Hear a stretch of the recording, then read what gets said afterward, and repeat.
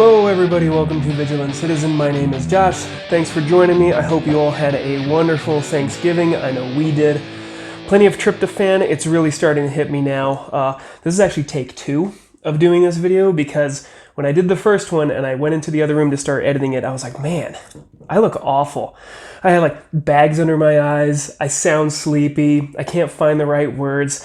And I was just watching it and looking at it like, did Thanksgiving really take that much out of me, or am I look like a poor cancer patient who's bedridden or something. So my beard was scraggly, it was all over the place, and I just sounded like I only had 2 hours of sleep. So I decided I'm gonna try this again. Let's do this one more time, and let's see if I can bring some life into it. Jeez, I was sounding like I was dead. So you guys will never see that one. That one will never see the light of day because that was just miserable, and I know I can do better. So here we go. Take 2 on speaking the truth. So today's drink of choice is tea because it has a little bit of caffeine. So let me partake a little bit. Maybe this will help. And look, this is the mug that my wife showed in my, what are those called? The Funko Pop one. So she really did have it right, didn't she? So anyway, let's talk about speaking the truth, because that's what I'm going to try to do. That's what I try to do in every single video. And oh my goodness, did you see that? Okay, so No Shave November. I don't know if the video caught that, but I did No Shave November, and so I don't shave this. That's why it's getting so thick and so unruly in some cases. I try to keep the mustache trimmed so that what just happened doesn't transpire. So thanks for joining me today. You get to see me spit my tea all over the place. It just gets caught in the mustache, and then I speak, and you know, it's those hard consonants like P or something like that. Sorry about that. How unprofessional. But anyway, speaking the truth, I try to do that in every single one of these videos to some extent, obviously. Maybe not to some extent. I just try to speak the truth in general. But I wanted to go into a little bit on what it means for you if it appears like everybody else around you isn't speaking the truth or even outright lying. But I think in a lot of cases, people just aren't speaking the truth. And we find ourselves in a situation in which we're looking around and we see a lot of people who are just kind of going with the flow and not really thinking things through and not really looking for the truth. They're not avoiding it necessarily. They could be. And they're not actively lying. They're not actively trying to get away from the truth. But they're just kind of on the wrong path, and then it starts getting into dangerous territory, or territory that brings with it additional pain and trauma that you don't need, right? Because you're ignoring the truth, and ignoring the truth always has terrible consequences. You ignore it at your own peril. So if you're getting caught and swept up with all these people who aren't looking at the truth and who aren't considering it and who aren't speaking it, at some point, I believe it becomes your duty, your responsibility to speak up and say something. If you just sit idly by and allow everybody to go in that direction without trying to get them back on track, right? We could go on for days about how it might be futile, how they're going that way no matter what, nothing will stop them. Fine, that's fair. I feel that some days. I felt that last week, to be honest with you, but that doesn't absolve you of the responsibility to try to steer that ship, to steer it away from that iceberg. You might be going down with the ship, but at least after all is said and done, you can look back and say, hey, I told you so. I mean, that's not what we want to be doing here. That's not why we're all about. That's not why we want to be telling the truth, so that you can look back at people and say, ha ha, I told you so, right? But you can at least be satisfied that you stuck with your principles and you tried to do the right thing in the face of all of this other stuff that was trying to get you to stop. So if you find yourself in a position in which everybody else is just going with the flow, don't just idly go with it.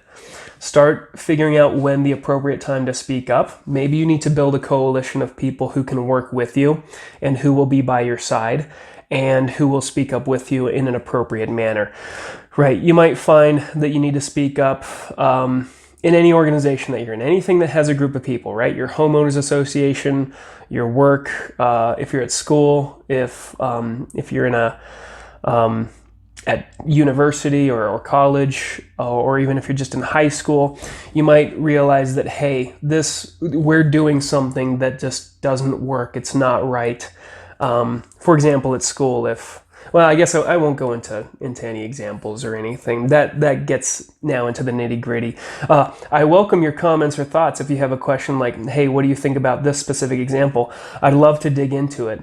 I like to talk about the philosophy, the overarching goal and mindset. Like, I like to give a framework for the mindset, and that gives you ample opportunity to take it back and think about it and act on it in a way that's appropriate. Right? I can't go into nuances or nitty-gritty details for very specific situations in only 10-15 minutes, but I would love to hear from any of you if you have questions about, hey, what about my situation here? Should I be telling the truth about this? Because sometimes we want to wield the truth like a hammer, and one of the good examples is when a wife asks her husband, hey, honey, does this dress make me look fat? Well, the truth might be absolutely yes. Right?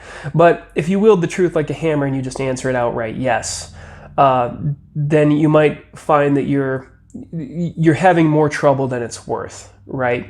Maybe there's another way to say it, to package it in a way that you do get the truth across.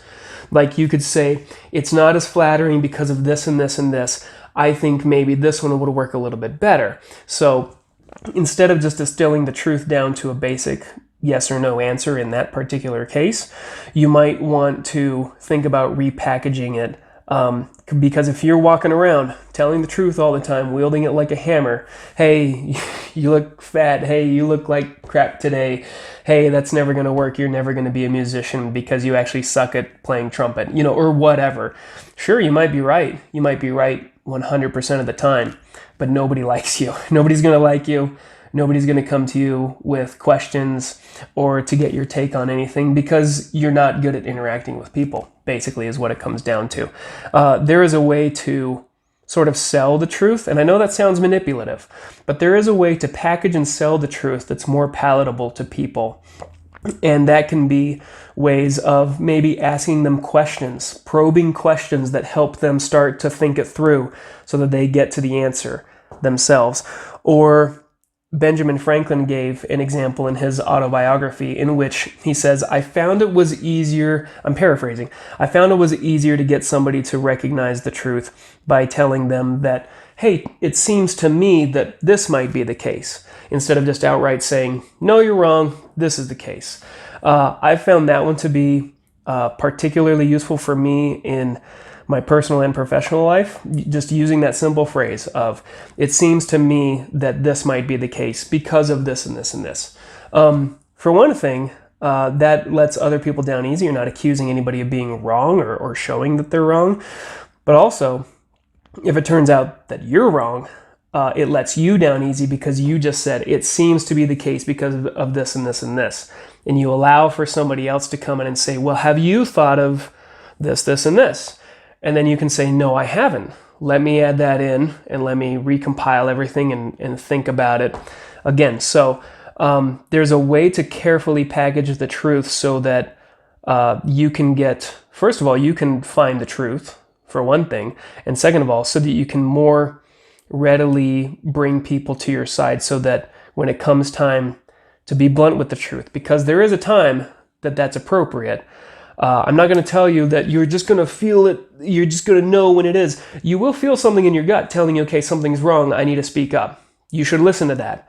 But I'm not going to say that there's any magical formula of, okay, it's time to be blunt because this, and this happened.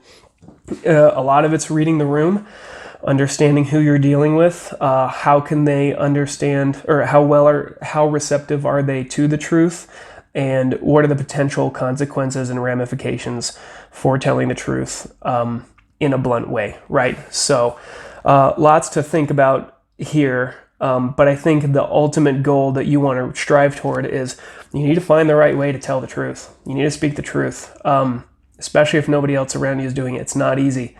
It's a little bit scary. You don't know what's going to happen. And there may be negative consequences associated with it, but you have to stop and think about what are the negative consequences associated with not telling the truth. How bad can things get if I'm not speaking up and telling the truth? I've been feeling this a lot lately in certain areas of my life, and so it's kind of been burning within me. I'm feeling sort of a calling in some sense about some things. I won't go into details, but I thought that it would be worthwhile to share with all of you while I'm kind of struggling with it, because again, it's not easy, and I would never pretend that it is, but I think it's something that every single one of us has to do and think about and eventually come to grips with at some point in our lives. So I I think I'll leave it at that. I want to wish all of you the best in your attempts and your foray at telling the truth. And again, if you have any specific scenarios or instances that you want to talk about, obviously it's kind of hard over the internet when you only have so much time to give and things like that. But I'd love to hear it, and I wouldn't mind diving into some of those and giving my thoughts as far as what might be going on and when you should potentially tell the truth, or how you could even package it. So I'll leave it at that. Get out there, tell the truth, do it in a way that wins you friends, but be prepared that, as I said in a previous video, you will make enemies. People don't like the truth. Some people don't like the truth, and they will actively fight against it. I'm mostly talking about make sure that you're not caught in a current that's going to lead you and your entire crew to drown. Make sure you're speaking up before that happens. So, okay. Well, thanks for your time. I appreciate it. And if you haven't, go check out my Rumble channel. I have at least one video over there that's not on YouTube. I am thinking about more. There's one that's been going on in my head that I've been thinking about for a while that I should put on there. Hey, Jarvis, you want to come up? You want to say hi to everybody? Come on, up. Come on. Come on. We're wrapping up a video. Come on. He's just down here wiggling. Come on. Well, you can kind of see him. Come on. Up. Okay. It's a big goober. Okay. He's got a deathly tail. All right, yes, I know. Usually you're in the video, but you're in the back. Okay, I forget what I was saying. Check out my other channel. Leave a comment in the comments below, or send me an email, and I will see you next time, right? And maybe Jarvis will too, if he dares to show his face. Thanks all. See ya.